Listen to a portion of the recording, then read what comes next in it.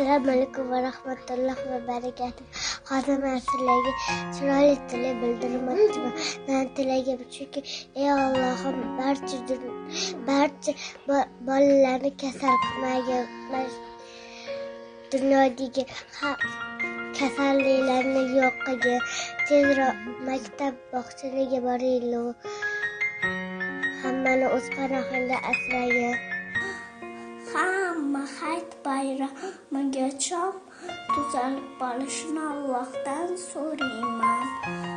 Hamma masjidlarimiz, pachmushkalarimiz ochilishini ham Allohdan so'rab qolaman.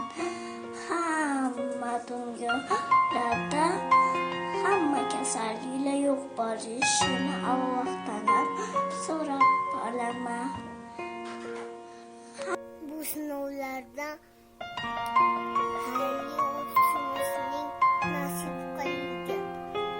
Yurtimizdagi barcha musulmonlarni panohingda asragin.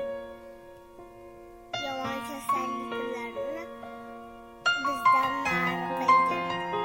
Gunohlarimizni kechirgin.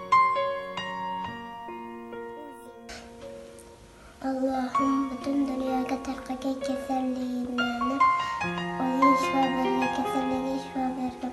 Hech kim kasal bo'lmasin. Bolalar kulib o'ynab yurishsin dedi.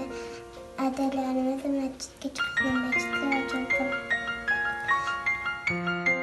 Kim kasal bo'lmasin, yurtimiz tinch bo'lsin, eson-omon bog'chalarga borvali, koronavirus ham ketsin. Xursandchilik, kulgi, o'yin qaramasdan vatandoshlarimga yaxshiliklarni eng yaxshisini tilayman. Bolalarimiz tub-tuzuk bo'lishsin, kasal bo'lishmasin. Alloh o'z panohidan asrasin. Ilohomiy. Hajlarga boraylik, umralarga boraylik. Hammamiz sog' bo'laylik.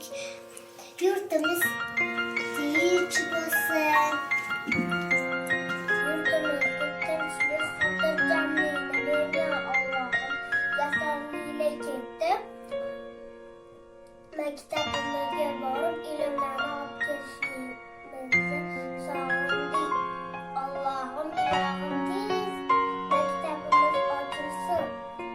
Allohim O'zbekiston yurtimiz tinchlik, xotirjam bo'lsin. Kasalliklar tez ketsin Alloh.